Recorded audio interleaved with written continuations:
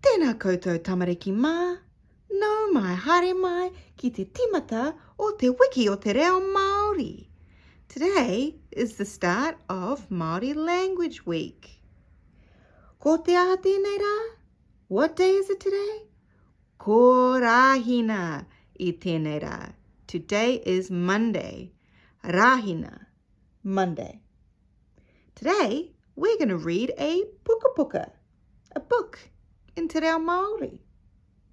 This puka puka is called Ngā Tae, Colours, written by Kitty Brown, illustrated by Kirsten Parkinson. He aha te tae o te mumutawa. What colour is the ladybird?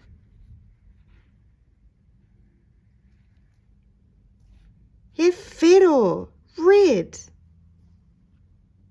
He whero te tae o te mumutawa.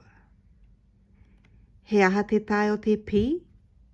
What colour is the bee? He kōwhai, yellow. He kōwhai te tae o te pī. He aha te tae o te kōhiti. What colour is the grasshopper?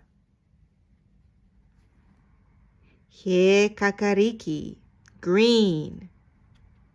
Green. He aha te tae o te noki. What colour is the wiggly worm? What colour is the worm? He mawhero, pink. He aha te tae o te rango. What colour is the fly? He kikorangi, blue.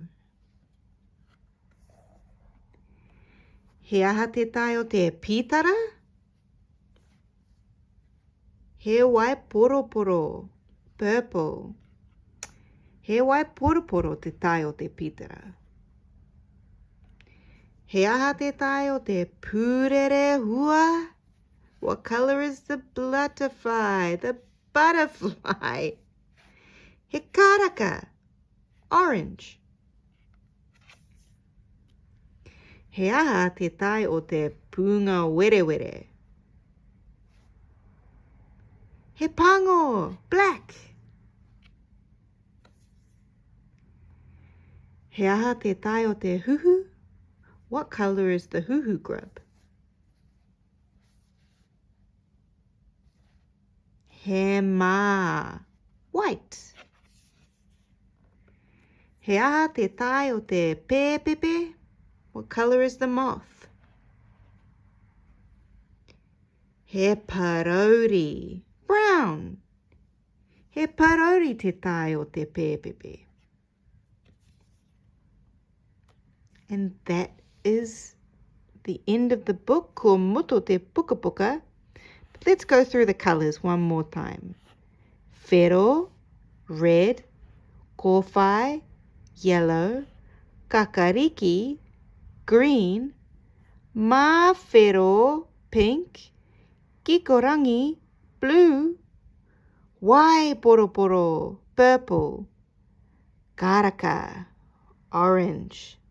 Pango, black. Ma, white. And parauri, brown. Yay! Nā mihi kia koutou. Ka kite anō. See you again. Haere rā.